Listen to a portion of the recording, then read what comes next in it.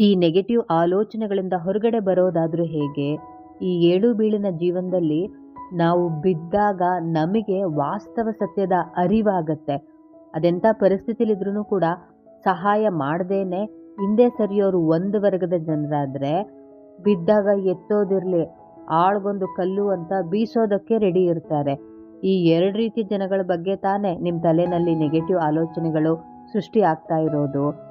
ನಿಮ್ಮನ್ನ ಲೆಕ್ಕಕ್ಕೇನೆ ಇಟ್ಕೊಂಡಿಲ್ಲ ಅಂಥವ್ರ ಬಗ್ಗೆ ನೀವು ಲೆಕ್ಕ ಹಾಕೊಂಡು ಕೂತಿದ್ದೀರಾ. ಇದೇನು ನಿಮಗೆ ಗ್ರಹಚಾರನ, ಹಣೆ ಬರನ ಅಥವಾ ಹರಕೆ ಏನಾದರೂ ಹೊತ್ಕೊಂಡಿದ್ದೀರಾ?